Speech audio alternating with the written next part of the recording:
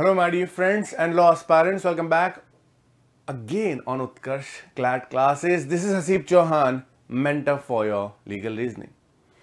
तो first of all मेरे सभी साथियों को वेरी वेरी गुड इवनिंग है और साथ ही आज 26 जनवरी को गणतंत्र दिवस की पूरी संपूर्ण शुभकामनाएं आप सभी को। तो दोस्तों आज के मौके पर कुछ स्पेशल होना चाहिए, तो मैं आज एक केस लॉ नहीं लाया हूं, जो कोई जजमेंट है वो नहीं लाया हूं।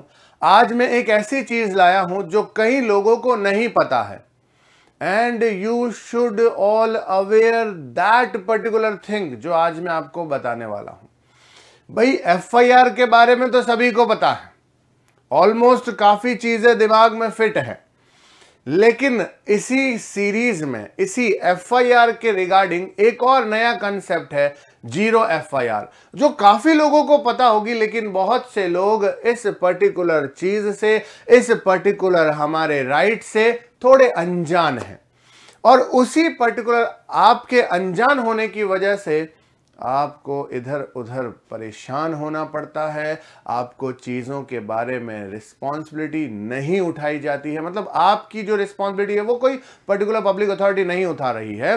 तो उन्हीं चीज़ों पर आज मैं आपके सामने डिस्कस करने वाला हूं। बहुत ही बढ़िया शानदार कंसेप्ट है आपका जीरो एफआईआर का। सवाल है, सबसे पहले एफआईआर की बात करते हैं। तो एफआईआर का क्या है सर? एक फर्स्ट इंफॉर्मेशन रिपोर्ट। तो चलिए पहले इसके बारे में डिस्कस करते हैं, फिर इसकी लैंग्वेज की भी बात करेंगे, सारी चीजें पढ़ेंगे हम लोग। एफआईआर की बात करें तो क्या है सर? First information report. अब ये जो फर्स्ट इंफॉर्मेशन रिपोर्ट है, इसके बारे में काफ़ी लोगों को पता है, बहुत सी चीज़ों का नॉलेज है, बहुत सी बातें हैं कि सर अगर कोई पर्टिकुलर कॉग्निजेबल ऑफेंस है तो उसकी रिपोर्ट जाकर थाने में, नज़दीकी पुलिस थाने में जो जुडिक्शन में आता है वहाँ पर करवाई जाएगी। ये जो रिपोर्ट है इसमें सारे फैक्ट्स, जो जो आपके साथ घटनाक्रम हुआ है, जो भी आपको लगता है कि मैं पीड़ित हूँ, मेरे साथ ये हुआ है, वो सब आप उसको बोलकर या लिखित में देकर लिखवाएंगे। फिर वो आपके पर्टिकुलर जिस भी हेड कांस्टेबल ने आपके सामने वो एफआईआर लिखी है, या आपके बोलने के बाद वो एफआईआर लिखी है, या आपने लिखित में दी है, वो उसको आपको पढ़कर सुनाएगा, आपको एक कॉपी देगा, सिग्नेचर करवाएगा, रजिस्ट्रेशन में नंबर देगा एफआईआर का, सब चीजें हैं। सवाल ये है क्या, क्योंकि देखो लॉ जो है वो हमारे लिए बहुत लिबरल है, हमारा हमेशा सपोर्ट करता है, लेकिन कुछ ऐसी पॉइंट्स भी हैं लॉ के अंदर जहां पर हमें ऐसा लगता है कि यार काश ये पॉइंट नहीं होता तो हमारे लिए और आसानी होती।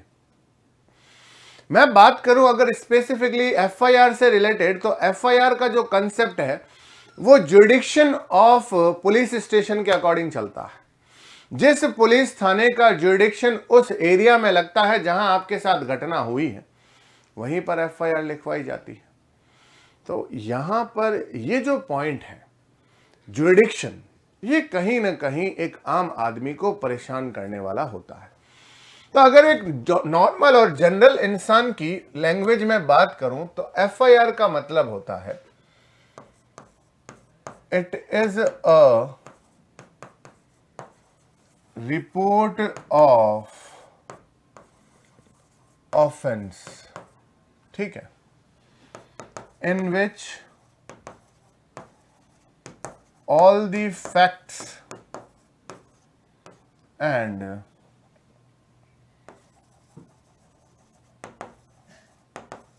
commission of incident are recorded। मैं देखो एक आम नागरिक की भाषा में बात कर रहा हूं कि उसको एक आम लैंग्वेज में कैसे समझ में आएगा एफआईआर का कंसेप्ट। तो सर ये एक तरीके की ऐसी रिपोर्ट है जो ऑफेंस के बारे में बताती है, और उस ऑफेंस से रिलेटेड सारे फैक्ट इसमें रिकॉर्ड किए जाते हैं, और वो इंसिडेंट जो कमीशन हुआ है, जो इंसिडेंट जो घटना हमारे साथ हुई है, उसके बारे में सारी रिकॉर्ड रखी जाती है, सब रिकॉर्डेड किया जाता है। ये पॉइंट है आपके सामने। अब एफआईआर, चलिए इसको और डिटेल में पढ़ते हैं, इसकी लैंग्वेज की बात करते हैं, इसके लीगल सेक्शंस की बात करते हैं। आ जाइए, what is an FIR? according to the e-journal Legal Services India, a first information report is the information given to a police officer in writing as per the provision of section 154 of the CRPC Code of Criminal Procedure। मतलब ये वो पहली report है जो एक police officer को दी जाती है, सेक्शन 154 के अकॉर्डिंग इसका पूरा डिस्क्रिप्शन है, जो भी इसमें एलिमेंट्स होने चाहिए वो लिखे जाते हैं उस पुलिस ऑफिसर के द्वारा। तो ये पहली रिपोर्ट है। और एक और चीज मेरे दोस्तों, अब यहां पर कानून की नजरों में जो एफआईआर लिखवाने वाला पर्सन है, फर्स्ट इंफॉर्मेशन रिपोर्ट देने वाला पर्सन है, वो कौन होगा? वही पीड़ित कहलाएगा। इसीलिए अक्सर आपने यह भी सुना होगा कि पहले एफआईआर आप दर्ज कीजिए, पहले एफआईआर आप दर्ज कीजिए। तो उसके पीछे एक बहुत स्ट्रांग रीजन है, क्योंकि जो पहले इंफॉर्मेशन दे रहा है तो उसके साथ जो भी हुआ वो पहले बताएगा।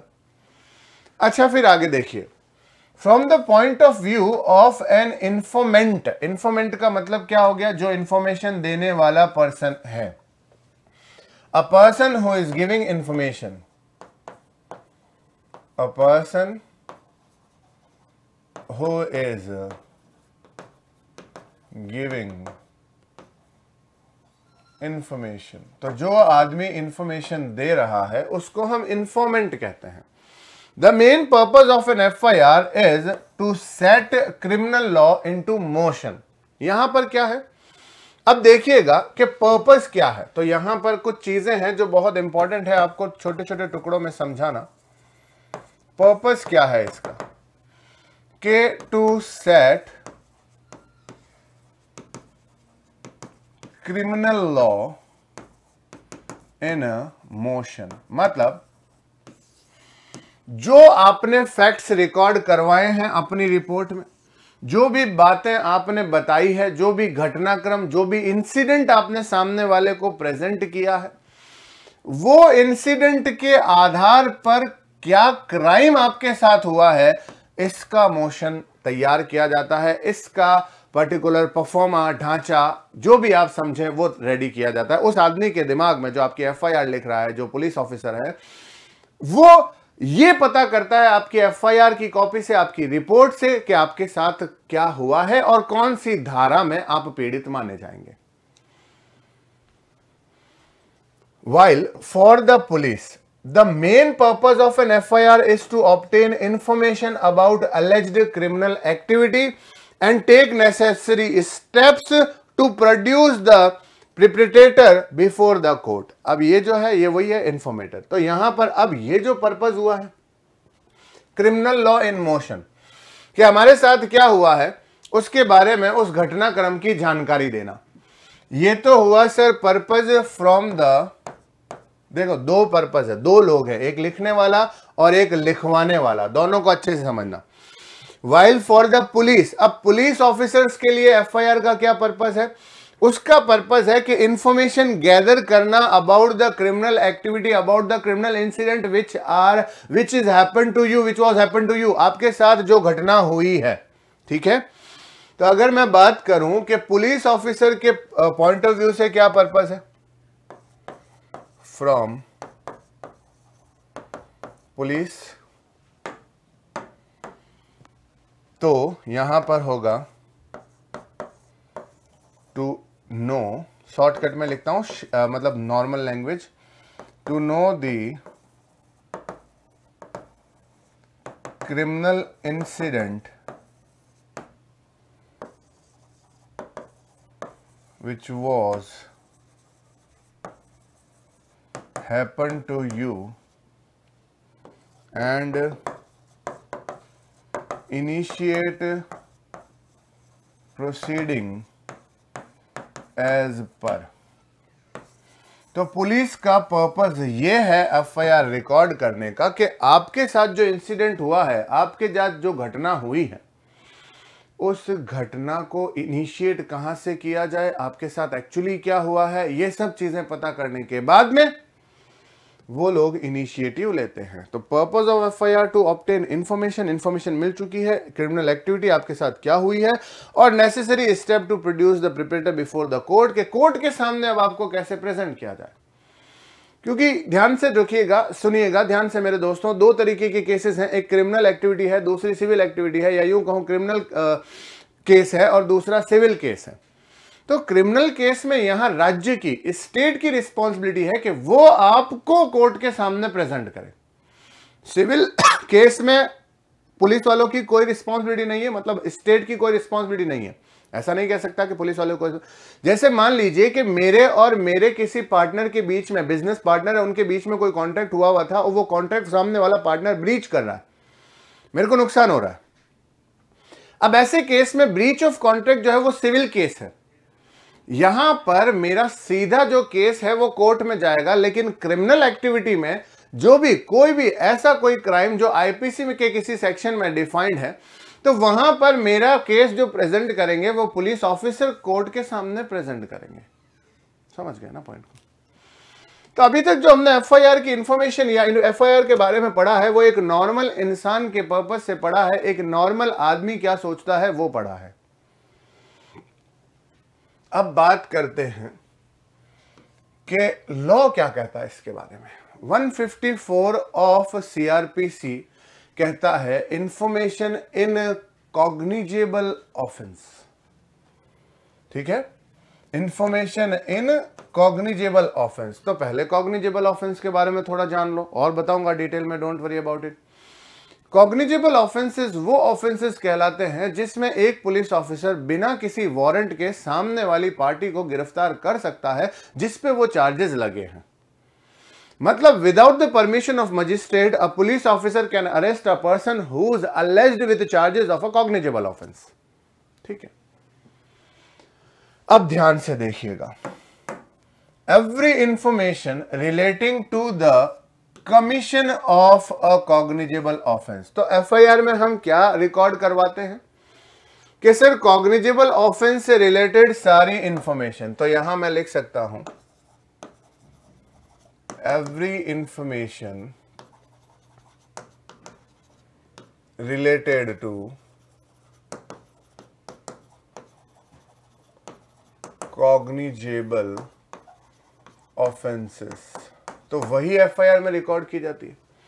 If given orally to an officer in charge of a police station shall be reduced to writing by him और under his direction and be read over the informant. तो बहुत सी चीजें हैं, ये ध्यान से सुनिएगा। नंबर एक, सबसे पहले इंफॉर्मेशन एफआईआर में जो रिकॉर्ड की जाएगी वो किस पर्टिकुलर अपराधों से रिलेटेड है, कॉग्निजेबल ऑफेंसेस से रिलेटेड है। तो मैं कुछ शॉर्टकट चीजें आपके लिए बना देता हूं। तो मैं बात करता हूं वापस से एफआईआर की। अब लॉ के पर्सपेक्टिव से मैं बता रहा हूं। तो एफआईआर में जो इंफॉर्मेशन होगी, ये तो हमें पता है फर्स्ट इंफॉर्मेशन रिपोर्ट है, लेकिन जो इंफॉर्मेशन होगी वो कौन सी पर्पस से होगी, किस पर्सपेक्टिव से होगी। तो इंफॉर्मेशन होगी sir related to cognizable offence.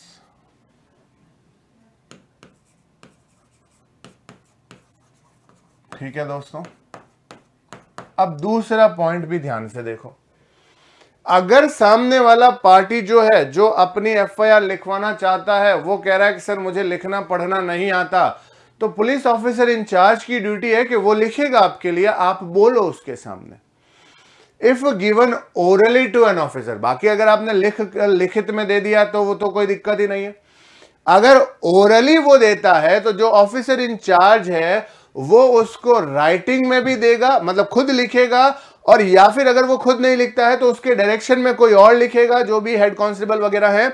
लेकिन उसके बाद उसके सामने इंफॉर्मेशन जो भी उसने लिखवाई है, मैंने लिखवाई है, जो अगर मैं इंफॉर्मेंट हूं तो मेरे सामने वो सारी चीजें लाइन बाय लाइन, शब्द बाय शब्द पढ़े जाएंगे कि आपने अपनी मर्जी से कोई लाइन तो नहीं जोड़ दी है, कुछ नया या कुछ पुराना फैक्ट तो नहीं हटा दिया है, कोई इंपॉर्टेंट मटेरियल फैक्ट आपने स्किप तो नहीं कर दिया। तो पहला पॉइंट हुआ कि information related to cognizable offence. अब मान लीजिए कि अगर आप ओरल में देते हैं तो क्या होगा। तो ये सेकंड पॉइंट आएगा इसका, इफ गिवन ओरली। अगर सामने वाली पार्टी जो एफआईआर लिखवाने आई है, जो पीड़ित है, अगर वो ओरली लिखवाता है या वो इस कंडीशन में नहीं है कि वो लिख कर दे सके, तो ऐसे केस में reduced in writing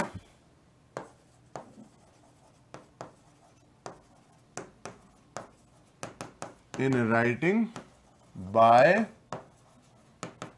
police officer in charge.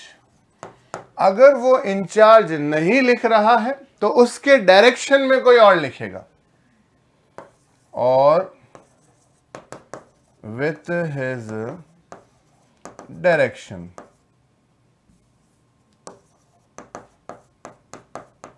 ठीक है।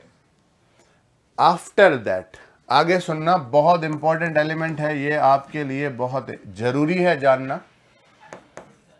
रीड ओवर द इंफॉर्मेंट, जिसने वो इंफॉर्मेशन दी है, जो हमारा इंफॉर्मेंट है, उसके सामने वो सारी चीजें पढ़ी जाएगी।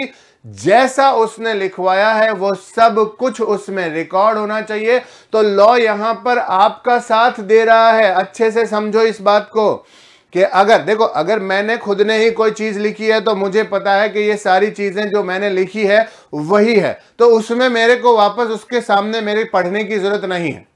लेकिन अगर मैं ओरली बोल रहा हूं या मेरी ऐसी कंडीशन नहीं है, क्वाइट पॉसिबल मैं कुछ चीजें 2 बार बोल रहा हूं, कुछ चीजें 3 बार बोल रहा हूं, तो ऐसे केस में जो पर्सन लिख रहा है, लिखने के बाद वो मेरे सामने मतलब पूरी की पूरी एफआईआर वापस पढ़ेगा। जैसे मैंने लिखवाई है वैसी ही है या नहीं है, ये हमारे लिए जानना वापस जरूरी है। आगे देखिएगा दोस्तों। And every such information, whether given in writing or reduced to writing as aforesaid, shall be signed by the person giving it, and the substance thereof shall be entered in a book to be kept by such officer in such form as the state government may prescribe in this behalf. अब 2 बातें हैं, पहले 2 बातों को अलग अलग समझते हैं। अब जो भी इंफॉर्मेशन मैंने दी है, या तो मैंने राइटिंग में दी होगी, और इसके बारे में मैंने पहले ही बता दिया, या तो मैंने राइटिंग में दी है, या फिर उन्होंने मेरे बोलने पर राइटिंग में की है, लिखी है, रिड्यूस टू राइटिंग की है, वो साइन करूंगा मैं। जो इंफॉर्मेशन देने वाला पर्सन है वो साइन खुद करेगा। तो यहां पर थर्ड पॉइंट आ गया। थर्ड पॉइंट, ये फर्स्ट पॉइंट हो गया, दूसरा पॉइंट हो गया, थर्ड पॉइंट हो गया साइंड बाय। कौन करेगा सर? इंफॉर्मेंट खुद साइन करेगा। इंफॉर्मेंट हिमसेल्फ या फिर हर सेल्फ, जो भी पुरुष या महिला जो इंफॉर्मेशन दे रहे हैं, सब कुछ उसके अकॉर्डिंग लिखा गया है या नहीं, इस बात की कंफर्मेशन होने के बाद वो उस एफआईआर के नीचे सिग्नेचर करेंगे अपने। उसके बाद देखिए, shall be signed by the person giving it. आगे क्या है मेरे दोस्तों? देखो, इतना धीरे धीरे चलने का सिर्फ बेसिक रीजन है कि एक एक पॉइंट आप तक पहुंच जाए, कोई भी ऐसा पॉइंट स्किप ना हो जाए जो कभी आपको कंसिक्वेंसेस फेस करने पर मजबूर कर दे। And the substance thereof shall be entered in the book to be kept by such officer in such a form as the state government may prescribe in this behalf। अब देखिएगा 4th number point क्या है? Substance to be recorded। कहां record होगा? In the book and in that manner which is state government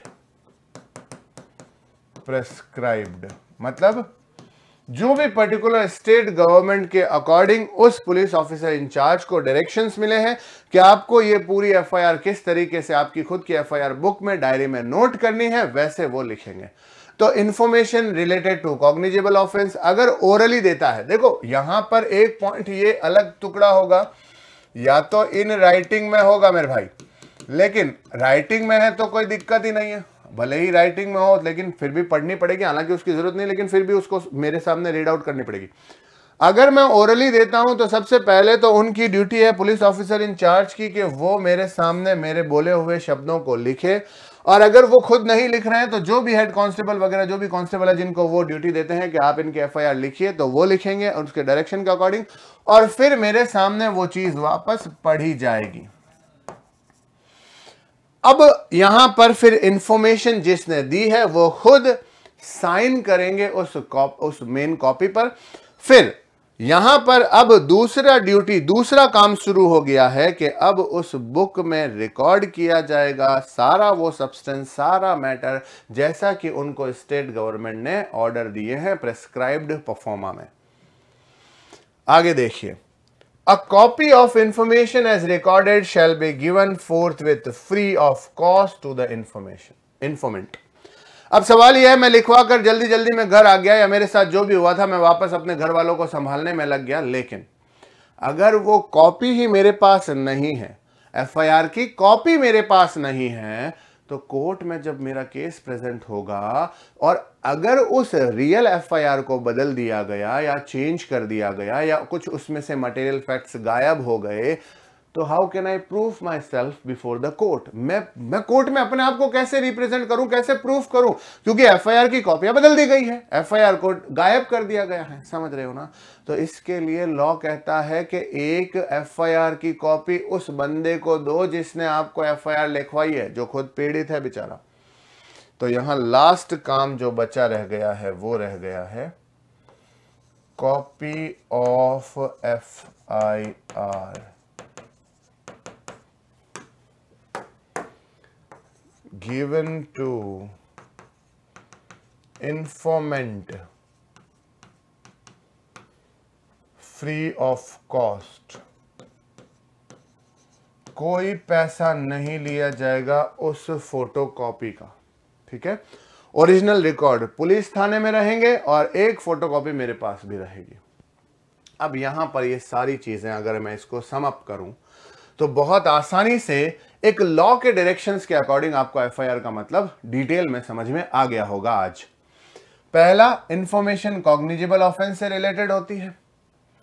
अगर orally दिया गया है तो फिर वो पुलिस ऑफिसर इंचार्ज लिखेगा, मेरे सामने पढ़ेगा, फिर मैं उस पर सिग्नेचर करूंगा, फिर वो अपनी उस एफआईआर बुक में रिकॉर्ड करेगा as per the government prescribe rules, और फिर मुझे उसकी फोटो कॉपी भी देगा फ्री ऑफ कॉस्ट।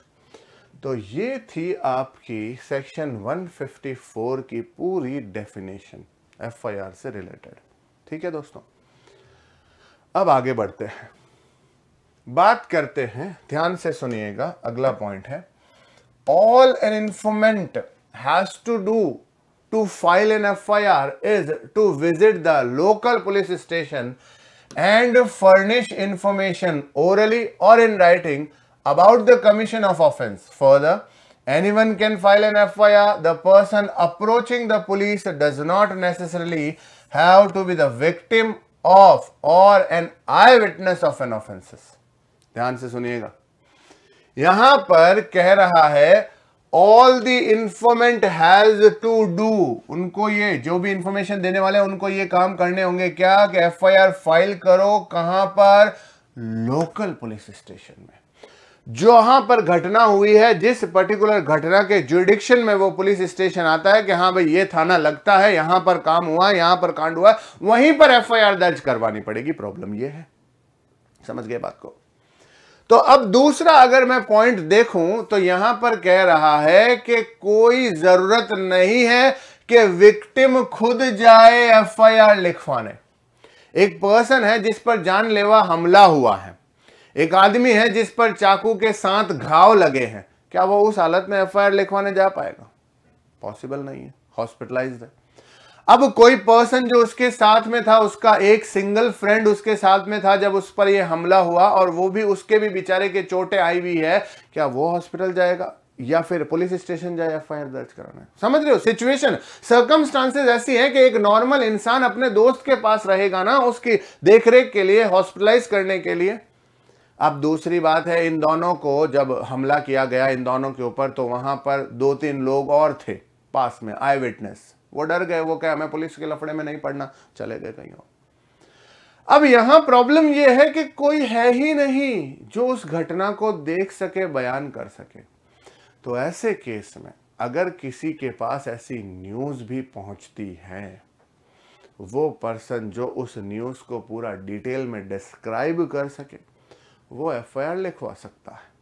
पॉइंट दूसरा, आपने कई बार मूवीज के सीन में देखा होगा कि हॉस्पिटलाइज है एक बंदा और वहां पर पुलिस ऑफिसर्स उनकी जानकारी लेना है, वो क्या है, उनका बयान रिकॉर्ड करने, एफआईआर रिकॉर्ड करने आए हैं ताकि वो इनिशिएट ले सके, कदम उठा सके आगे की कार्रवाई के लिए। तो प्रॉब्लम ये एक और आपका बेनिफिट है, victim need not to go to the police station, ठीक है, फॉर रिकॉर्डिंग देयर एफआईआर। कोई आई विटनेस जाए ये भी जरूरी नहीं है, ठीक है, आगे देखिए।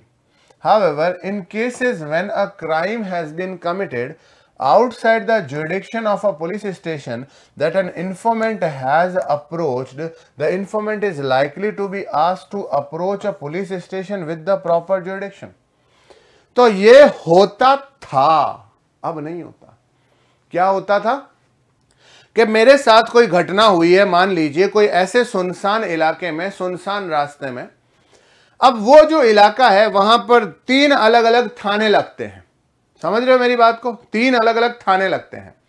अब मुझे नहीं पता कि मैं किस थाने में जाऊं, तो ऐसे केस में क्या होता था कि मान लीजिए मैं फर्स्ट थाने में जहां पर गया, उन्होंने कहा कि सर वो जहां पर आपके साथ घटना हुई है वो हमारा जुरिडिक्शन, हमारा एरिया नहीं है, उसकी तहकीकात तो वो पुलिस स्टेशन करेगा, उस साइड जाइए। मैं वहां पर चला गया, उन्होंने भी पल्ला झाड़ दिया कि सर आप थोड़ा सा और इधर होते तो हमारा जुरिडिक्शन लग जाता, लेकिन आप उधर थे, 2 किलोमीटर उधर थे, तो उनका जुरिडिक्शन लगेगा, प्लीज आप 3rd नंबर थाने पर जाइए। मतलब कोई भी मेरी रिस्पॉन्सिबिलिटी नहीं ले रहा है। अब ऐसे केस में एक विक्टिम है जिसके साथ ये घटना हुई है, जिसके साथ में कोई भी किसी भी प्रकार का कोई भी जुर्म हुआ है, वो आदमी ये डिसाइड करने में घूमता रहे कि मेरा जुरिडिक्शन कहां लगता है। समझ रहे हो पॉइंट को? क्लियर? तो ये होता था और यही सबसे भयंकर कमी थी, है ना? तो such delays in filing FIRs can lead to delay in investigations and by extension in the administration of justice. This is where a zero FIR comes in. तो अब प्रॉब्लम ये है, एफआईआर रिकॉर्ड करवाने में लेट, इन्वेस्टिगेशन में late, उतने देर में तो हमलावर भाग गए शहर छोड़ के, आप इसी झगड़े में उलझ के रह गए कि किसका थाना लगेगा, उसके पास भेजो इसको, और वो पर्सन जिन्होंने हमला किया गायब हो गए, शहर से बाहर निकल गए। अब मैं क्या करूं, किसके पास जाऊं? तो इसी पर्टिकुलर लूप होल को खत्म करने के लिए एक नया कंसेप्ट लाया गया जिसका नाम है जीरो एफआईआर। वो है आपके लिए जानना जरूरी। चलिए आ जाइए, शुरू करते हैं। एन एफआईआर, अभी तक देखो जीरो एफआईआर की बात नहीं कर रहे हैं, अभी तक सिर्फ एफआईआर के 3 एलिमेंट्स की बात करते हैं। The information must related to the commission of cognizable offence, ठीक है। It should be given in writing या फिर orally to the head of the police station, ठीक है। It must be written down and signed by the informant and its key point should be recorded in a daily diary. याद रखना ये point, as it is FIR record नहीं होती है police की daily diary में, की पॉइंट्स रिकॉर्ड किए जाते हैं, खास बातें जो वाकई में सबूत के तौर पर इस्तेमाल की जा सकती है। ये 3 पॉइंट हमने देख लिए, हमने इससे भी ज्यादा पॉइंट देख लिए। अब आपके पास में एक और पॉइंट, एक सवाल आ सकता है, कॉग्निजेबल और नॉन कॉग्निजेबल में डिफरेंस बताइए, तो वो भी मैं आपके लिए लाया हूं। Cognizable offences are those under which a police officer can arrest without an arrest warrant issued by the magistrate. तो वहां पर उसको कोर्ट से, जज साहब से, उस पर्टिकुलर पर्सन जिसके खिलाफ एफआईआर थाने में रजिस्टर्ड हुई है उसका वारंट लेकर जाना, उसके वारंट का वेट करने की जरूरत नहीं है, वो विदाउट वारंट उसको अरेस्ट कर सकता है, नहीं तो वो भाग जाएगा वहां से। नॉन कॉग्निजेबल ऑफेंस वो होते हैं जिसमें एक police officer can not arrest without a warrant, बिना वारंट के आप उस आदमी को पकड़ नहीं सकते। ये है नॉन कॉग्निजेबल ऑफेंस। जैसे सिविल जो इस ऐसे केस हैं, छोटे मोटे जो केसेस हैं, उसके बारे में हम बात करेंगे। अभी देखिएगा, those offenses which are serious in nature such as example murder, rape, dowry, death वगैरह वगैरह, ये बहुत कॉग्निजेबल और सीरियस ऑफेंसेस हैं। अगर इसमें हम पुलिस वालों को इस काम में लगा दें कि जाओ पहले वारंट लेकर आओ, कोर्ट कचहरी के चक्कर काटो, तो ऐसे केस में वो पर्सन तो गायब हो जाएंगे ना, वापस मिलेंगे क्या? फिर उनको ढूंढने का अलग कॉस्ट लगवाओ। तो ये कौन से ऑफेंस है? Non cognizable which are not much serious in nature. For example cheating है, फॉर्जरी है, डिफेमेशन है, ब्रीच ऑफ कॉन्ट्रैक्ट है। तो ये जो चीजें हैं जो बहुत ज्यादा सीरियस ऑफेंसेस नहीं है, तो ऐसे केस में वारंट की जरूरत पड़ती है, इनमें वारंट की जरूरत नहीं पड़ती। अ police officer can investigate without the magistrate permission. जब अरेस्ट कर सकता है तो इन्वेस्टिगेशन भी चालू कर सकता है मजिस्ट्रेट की परमिशन के बिना। लेकिन यहां पर in order to start the investigation, important for the police officer to obtain the permission from the magistrate. यहां आपको जज साहब की परमिशन लेनी पड़ेगी कि सर ऐसी ऐसी बात है, इस तरीके का है, अब क्या हम इन्वेस्टिगेशन शुरू करें, उस आदमी का वारंट हमें इश्यू कर दो, वगैरह वगैरह। अब ये देखिए जीरो एफआईआर जो आज का हॉट टॉपिक है। Unlike an FIR which is restricted by jurisdiction। अब FIR में प्रॉब्लम यही थी सर, जुरिडिक्शन का रेस्ट्रिक्शन है, वो आदमी बेचारा इधर उधर भटक रहा है कि जाऊं कहां मुझे नहीं पता। लेकिन यहां पर जुरिडिक्शन का रेस्ट्रिक्शन खत्म कर दिया गया।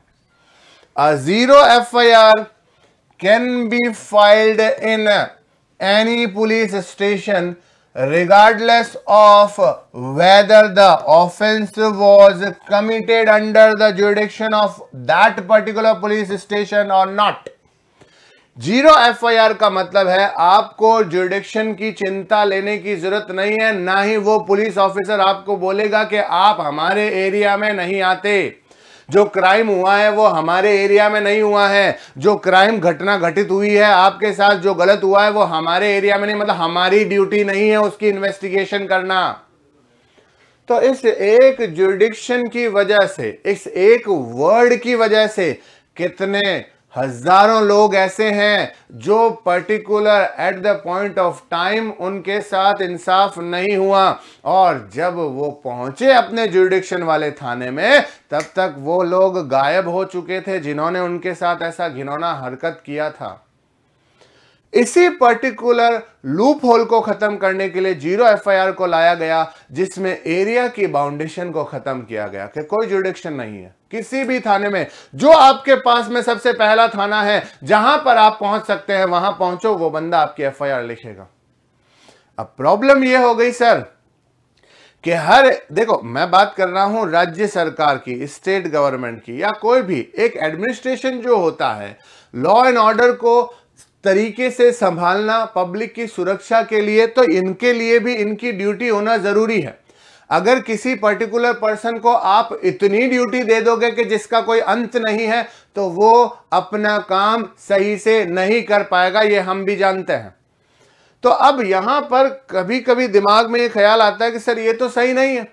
फिर ऐसे में अगर मान लीजिए कोई पर्टिकुलर एरिया में, जहां पर जैसे मान लीजिए कोई सुनसान रोड है, कोई जंगल का कच्चा रास्ता है 3-4 किलोमीटर का, और सारी डकैती, चोरियां, रॉबरी, रेप, मर्डर वहीं होते हैं उसी एरिया में, तो अब उस एरिया में होने वाली सारी घटनाएं जहां वो पर्सन जाएगा, सबसे पास में जो नजदीकी पुलिस स्टेशन हो उसके पास तो भरमार हो जाएगी ड्यूटीज की, उसके पास लायबिलिटी बढ़ जाएगी।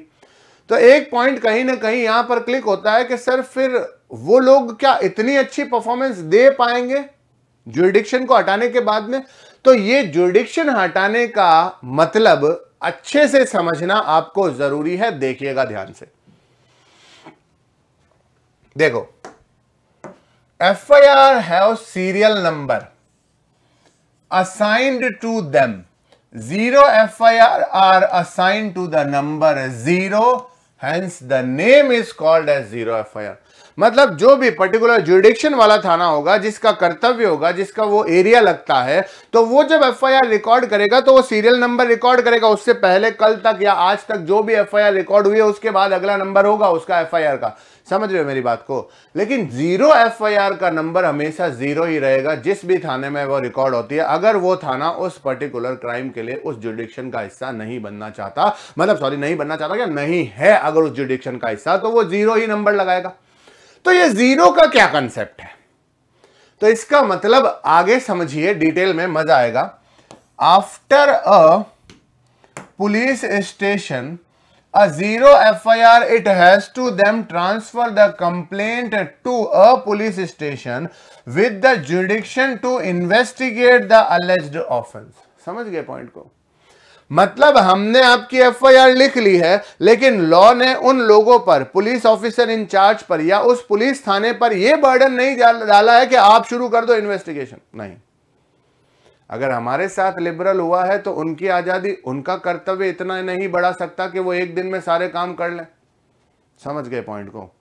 तो मान लीजिए कि एक पर्टिकुलर कोई, जैसे मान लीजिए ए, थाना नंबर ए, थाना बी और थाना सी, ये 3 थाने हैं।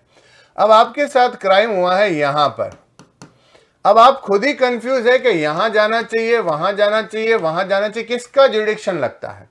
आपके पास में ये दिखा कि सी जो है वो सबसे नजदीक है, लेकिन ये भी हो सकता है कि जुरिडिक्शन जो है वो ए थाने का लगता हो जिस जगह पर क्राइम हुआ।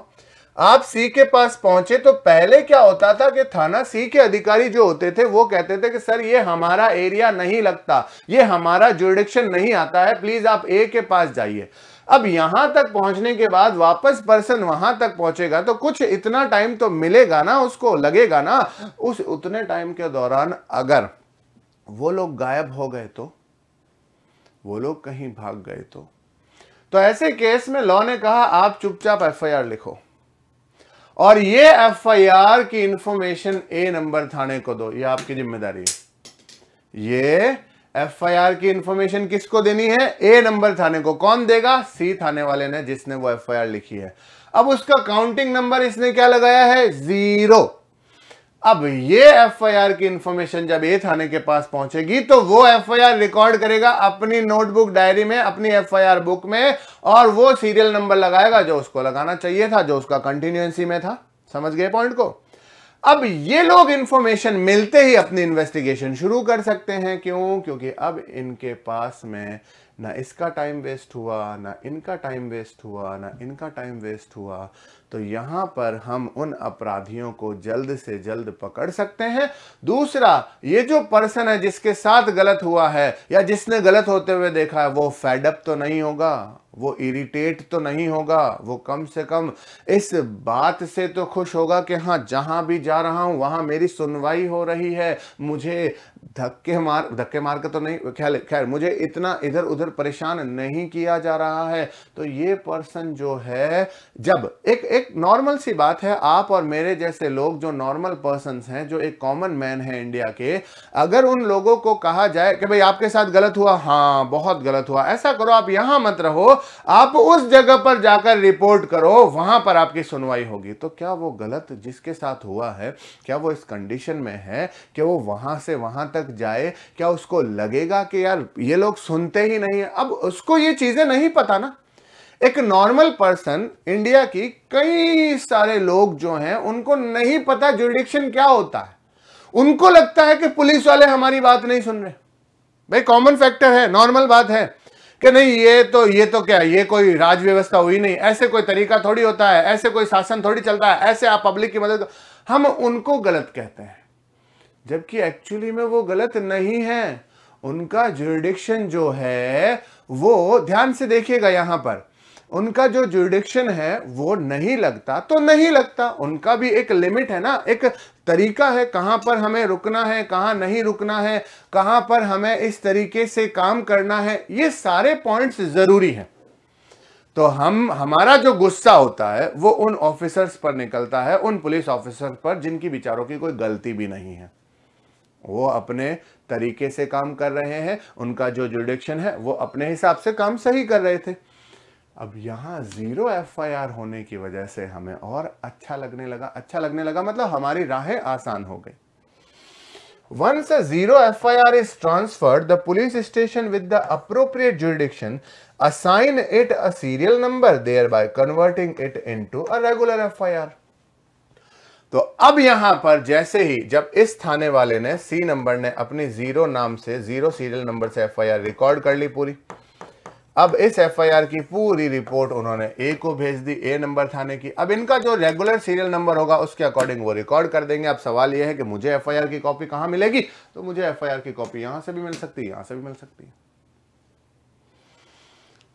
अब देखिए अगला पॉइंट, ओरिजिन ऑफ 0 FIR क्या था, कहां से ये शुरुआत हुई?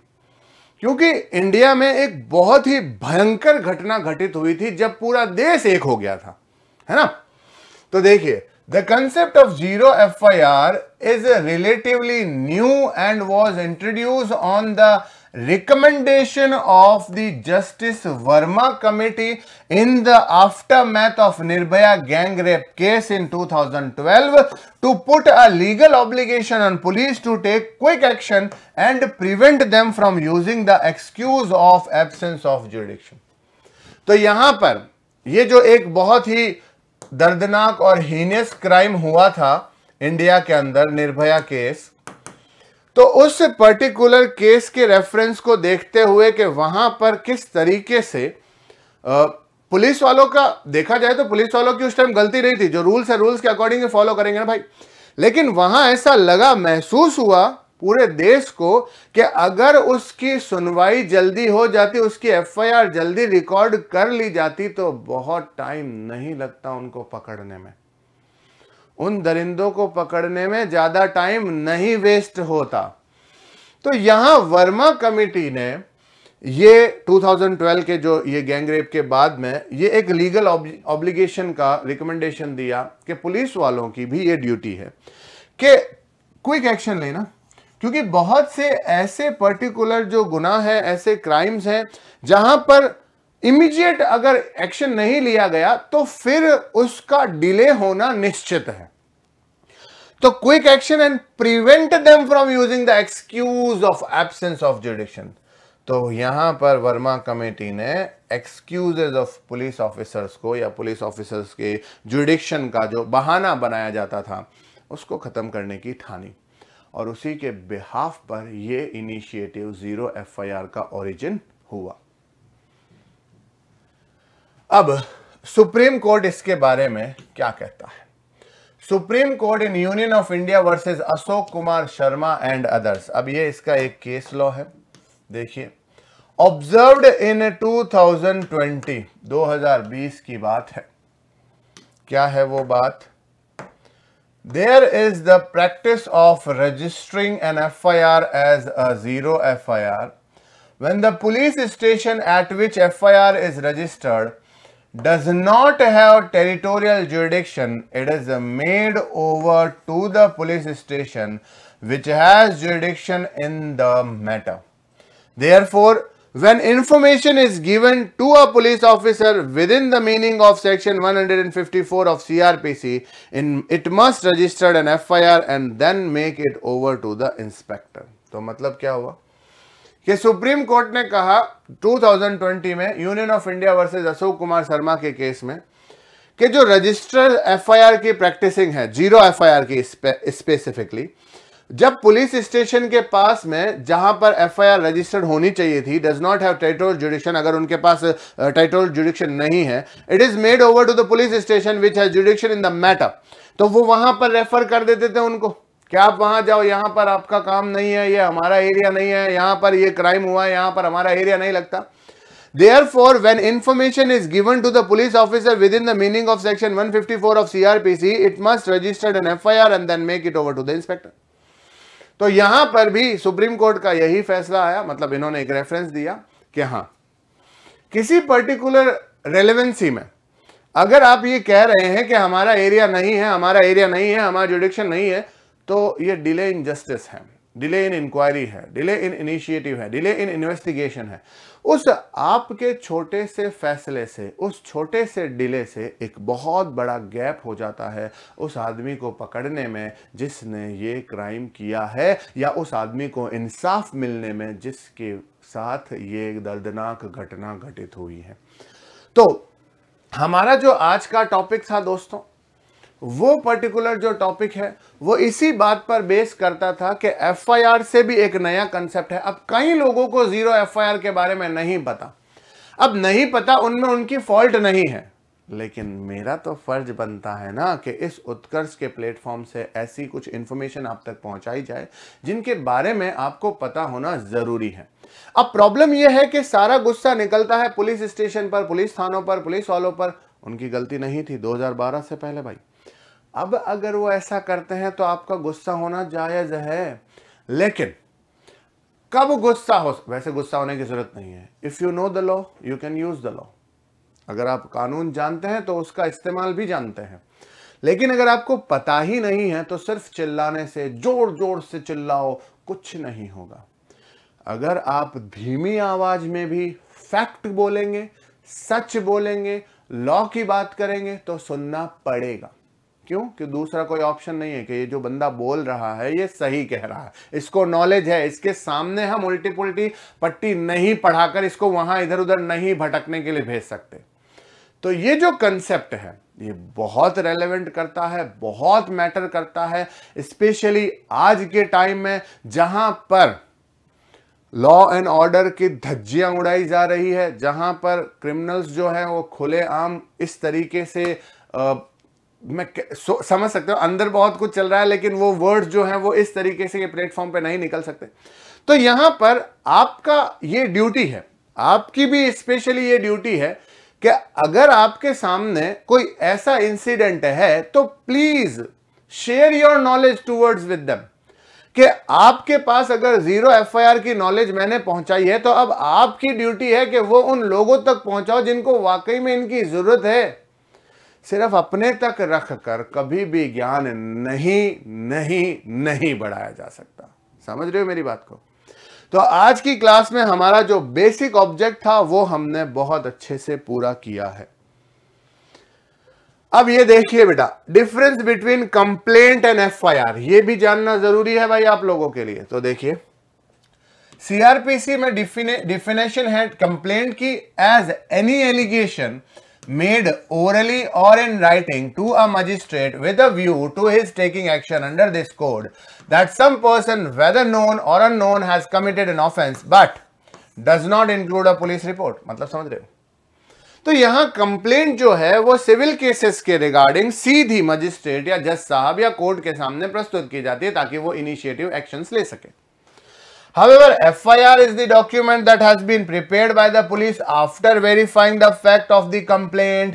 The FIR may contain details of the crime and the alleged criminal। यहां पर पुलिस रिपोर्ट इंक्लूड नहीं है, लेकिन यहां पर पुलिस रिपोर्ट इंक्लूड है। वेरीफाइंग करने के बाद उसके कंटेंट को कोर्ट तक पहुंचाया जाएगा। अब if on the basis of complaint it appears that a cognizable offense has been committed, then FIR under section 154 CRPC will be registered and police will open an investigation। अगर कोई particular person जिसको पता नहीं है कि मेरे साथ जो हुआ है वो क्राइम है या नहीं, बस उसको लग रहा है कि मेरे साथ गलत हुआ, अगर इस तरीके की कोई कंप्लेंट सामने आती है तो फिर पुलिस वाले अपने इनिशिएटिव से FIR खुद लिखेंगे और इन्वेस्टिगेशन शुरू करेंगे। If no offence is found the police will close the inquiry. अगर लगता है कि FIR झूठी है या झूठ बोला गया है तो inquiry close. Complaint 2D, it is an allegation which is made orally or in writing to a magistrate. It is given to the officer in charge of a police station. It is related to cognizable offense और non-cognizable, दोनों के लिए दी जा सकती है complaint, लेकिन ये relate होती है सिर्फ कॉग्निजेबल ऑफेंस के लिए। Magistrate takes cognizant of an offence on a complaint made to him but he can not do so in FIR। FIR के बेसिस पर magistrate take cognizance on report of police officer under section 191B। Complaint does not include the report of police officer. FIR of offence में be given by anybody including police officer. तो ये एक base था। Complaint और FIR के बीच का फर्क जानना भी आपको बहुत जरूरी है। तो कंप्लेंट जो है वो दोनों ऑफेंसेस के लिए रिकॉर्ड की जा सकती है, लेकिन कॉग्निजेबल ऑफेंस के लिए सिर्फ एफआईआर की बात होगी। यहां पर मजिस्ट्रेट जो है वो कॉग्निजेंस ले सकता है, संज्ञान ले सकता है किसी ऑफेंस के लिए किसी पर्टिकुलर कंप्लेंट के बेसिस पर, but he can not do so in FIR. लेकिन एफआईआर में वो अपने खुद बेसिस पर संज्ञान नहीं ले सकते। वहां तो पुलिस वाले इंक्वायरी के बाद वो एफआईआर की रिपोर्ट उन तक पहुंचाएंगे, उसके बाद केस की कार्यवाही आगे शुरू की जाएगी। समझ गए दोस्तों? तो आज की क्लास के लिए इतना ही। आई होप कि आपको ये इंफॉर्मेटिव वीडियो काफी पसंद आया होगा। तो प्लीज अब आपकी भी एक छोटी सी ड्यूटी है कि यहां इस चीजों को आगे बढ़ाएं, लोगों को पता लगना चाहिए कि अच्छा ऐसा भी प्रोविजन है। तो आज की क्लास के लिए इतना ही दोस्तों। We will meet the next class. तब तक ले टाटा, बाय बाय, सी या।